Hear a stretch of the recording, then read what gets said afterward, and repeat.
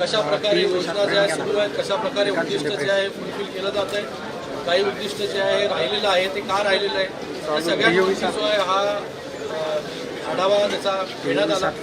याच्यामध्ये शाळांची परिस्थिती काय आहे, कशा प्रकारे शाळा ज्या आहेत ते येणाऱ्या काळामध्ये आपण स्मार्ट स्कूल्स करू शकतो, या ठाणे जिल्ह्यामधील सर्व शाळा ज्या आहेत त्या कशा आदर्श होतील याच्यासाठी देखील एक आढावा 100 कोटीचा DPR जो आहे 100 कोटीचा बनवण्यासाठी सूचना ज्या आहेत या ठिकाणी दिलेल्या आहेत. त्याचबरोबर या पूर्ण MMR जो रिजन आहे याच्यामध्ये सॉलिड वेस्ट मॅनेजमेंट प्रकल्प ज्या महानगरपालिकेमध्ये आहे तो आहे, पण जिथे नाही आहे तिथे इंटिग्रेटेड प्रकल्प कसा राबवला जाईल. जिल्हा परिषदेसाठी आपण पहिल्यांदाच ठाणे जिल्हा पहिला असेल की जो स्वतःच सॉलिड वेस्ट मॅनेजमेंट प्रकल्प राबवणार आहे. MPCBने त्याचा DPR बनवला, त्याच्या जागा ज्या आहेत कुठे कुठे करायच्या आहे त्याचा पूर्ण DPR आणि त्याचा आता कार्यान्वित जे आहे ते काही महिन्यांमध्ये काही दिवसांमध्ये जे हा तो प्रोजेक्ट कल्याण ग्रामीणमध्ये हा राबवला जाईल. आणि त्याच आधारावरती ठाणे ग्रामीण भागामध्ये जिथे जिथे आता महानगरपालिका नाही आहे तिथे देखील अशाच प्रकारे डिसेंट्रलाइज पद्धतीने सॉलिड वेस्ट मॅनेजमेंट प्रोजेक्ट जे आहेत ते आम्ही राबवू. त्याचबरोबर उल्हास आणि वालधुरी नदी याचा देखील DPR बनवण्याचं काम MPCBने केलेलं आहे. 1 वर्ष त्याच्यावरती अभ्यास केला आहे. निरी संस्था जी आहे त्याच्याबरोबर काम करते आणि लवकरच त्याला मान्यता जो आहे तो MPCBकडून मिळेल. गेले अनेक वर्ष वालधुनी आणि उल्हास नदी हे प्रदूषित नदी म्हणून आपण म्हणजे आपण ओळखतो. सगळं एफ्युएंट असेल, सिवेज असेल, या सगळ्या गोष्टी ज्या त्या नद्यांमध्ये जातं ह्याचा पूर्ण डिटेल ॲनालिसिस जो आहे हा MPCBने केलेला आहे. आणि ह्याला जेव्हा मान्यता मिळेल तेव्हा या पूर्ण दोन्ही नदीचा उगमापासून ते जिथे समुद्राला जाऊन मिळतात तिथपर्यंत जे आहे ह्या पूर्ण नदीचं रिज्युमिनेशन जे आहे ते त्या ठिकाणी आम्ही करणार आहोत. खूप महत्त्वाकांक्षी प्रकल्प जो आहे तो ठाणे जिल्ह्यासाठी असणार आहे आणि त्यासाठी मी MPCBचं धन्यवाद व्यक्त करतो की 1 वर्षापासून ते या प्रोजेक्टवरती अभ्यास करत आहे. आता त्याला लवकरात लवकर मान्यता मिळेल. त्याचबरोबर जेव्हा रिज्युमिनेशन होईल तेव्हा रिव्हरफ्रंट डेव्हलपमेंट देखील, कारण की ही नदी जी आहे 4-5 शहरांमधून होऊन जाते, तर तिथे जिथे जिथे ही नदी आहे तिथे तिथे रिव्हरफ्रंट डेव्हलपमेंट देखील होणं गरजेचं आहे. त्याचबरोबर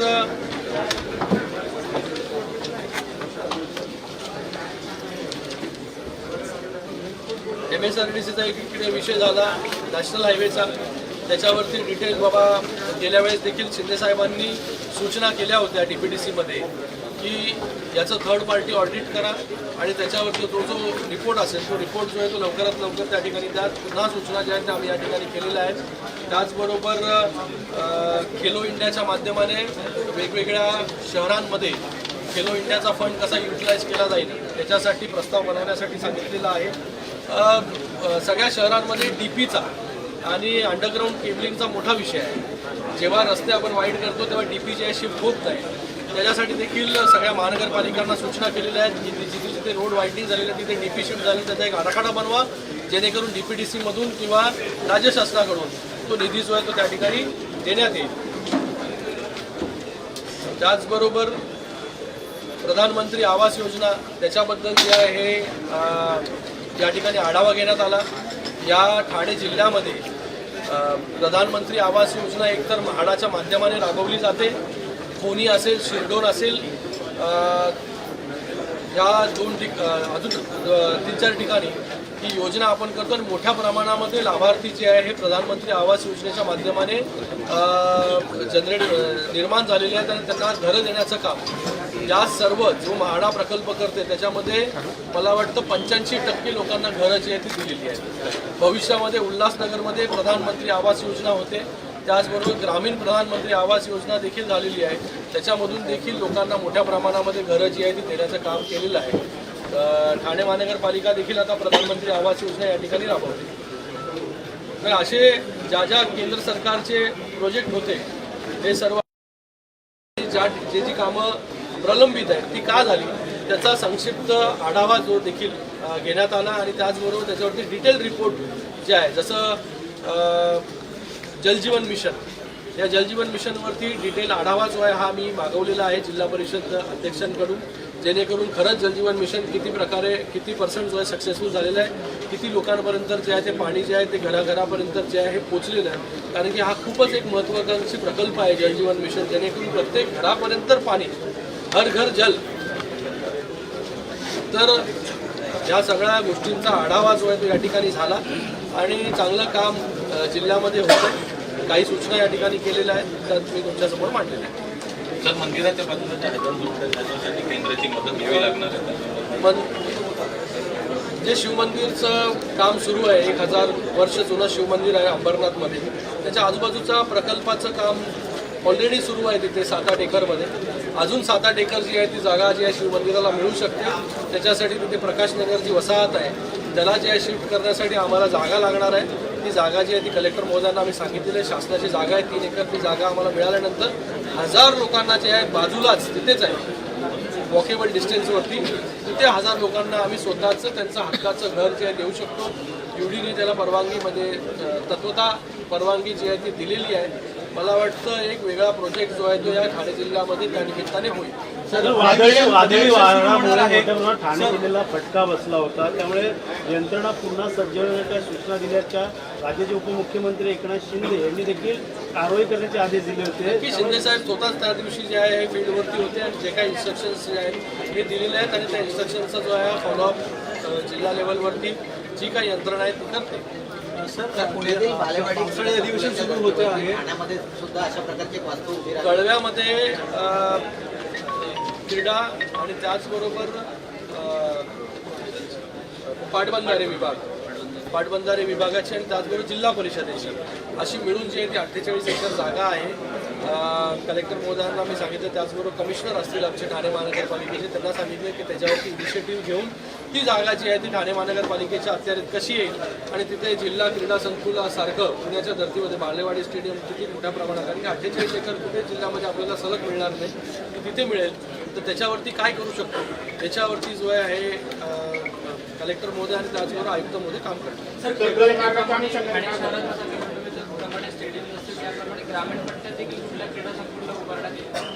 ग्रामीण भागामध्ये देखील इन्स्ट्रक्शन दिलेले आहेत खेलो इंडियाच्या माध्यमाने. जिथे जिथे जागेची अवेलेबिलिटी आहे तिथे जे आहे अंबरनाथमध्ये ऑलरेडी आम्ही करतोय. त्याचबरोबर कल्याण डोंबिवलीमध्ये आमचं स्टेडियमचं काम जे आहे ते चालू आहे. पण खेलो इंडियाच्या माध्यमाने काय करू शकतो याच्या सूचना देखील दिल्या. सर, पावसाळी अधिवेशन सुरू होतं, काय आपल्या काही विषय वेगवेगळे बिल्स जे आहेत ते त्या ठिकाणी येतील सरकारच्या माध्यमाने आणि त्याचबरोबर मला वाटतं सगळे खासदार आपापल्या मतदारसंघातले असतील किंवा महाराष्ट्राचे विषय जे आहेत ते वेळोवेळी अगोदर देखील मांडण्यात त्यांनी मांडलेले आहेत. भविष्यात देखील रेल्वेचे विषय असतील, आपले कम्युनिकेशनचे विषय आहेत, या सगळ्या गोष्टी, आरोग्याचे विषय असतील, हे सगळे विषय जे आहेत ते वारंवार शिवसेनेचे सर्व सदस्य जे आहे हे मांडत असतात. आपल्याला माहिती आहे की शिवसेना जी आहे ही सर्वात पुढे, जर आपण डेटा जरी काढला संसदेचं कामकाजामध्ये, तर शिवसेना जी पक्ष आहे, शिवसेना पक्ष जो आहे हा सर्वात पुढे अग्रेसर असणारा पक्ष आहे. आणि आता शिवसेनेची ताकद अगोदर 7 खासदार होतो, आता 6, आता 13 झालेलं आहे. अजून ताकद जी आहे, अजून तुम्हाला परफॉर्मन्स चांगला जो आहे ते त्या ठिकाणी बघायला मिळेल. असं चर्चा आहे की आता शिवसेनेच्या वतीला कॅबिनेट मंत्रीपद आणि अजून एक राज्यमंत्रीपद येणार आहे. मला जास्त उत्सुकता आहे आमच्यापेक्षा.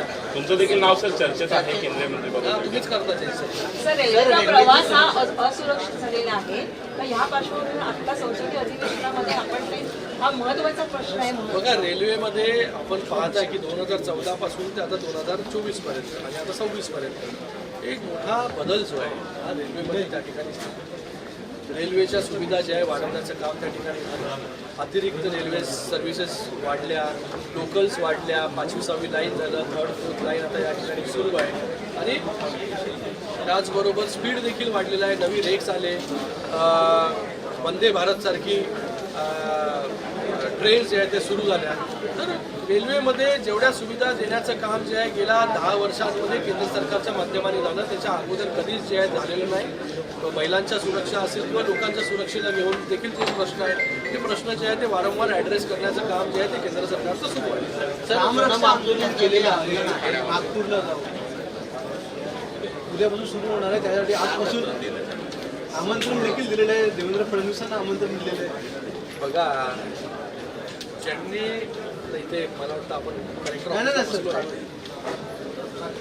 हिंदुत्व सोडलं, बाळासाहेबांचे विचार सोडले आणि आता वेगळी हिंदुत्व घेऊन जे आहे हे लोकांपुढे जाणं आणि हा प्रोपगेंडा करणं हे लोक खूप हुशार आहेत. आपण 2019मध्ये काय केलं, सगळ्या गोष्टी ज्या आहेत हे लोकांच्या समोर आहेत. कशा प्रकारे जे आहे आपण आयडिओलॉजिकल कॉम्प्रोमाइज केलं, आयडिओलॉजी कॉम्प्रोमाइज केलं, हिंदुत्वाला कॉम्प्रोमाइज केलं, बाळासाहेबांचे विचार कॉम्प्रोमाइज केले. आता या सगळ्या गोष्टी करून जे आहे तिचा काय उपयोग जो आहे तो होणार नाही. आणि तसं पण आपण पाहिलं की ज्या नावावर ते आंदोलन करताय तेच वाचता येत नाही, अशी परिस्थिती आहे. सर पार्थ पवारांना देखील मंत्रिपद धन्यवाद.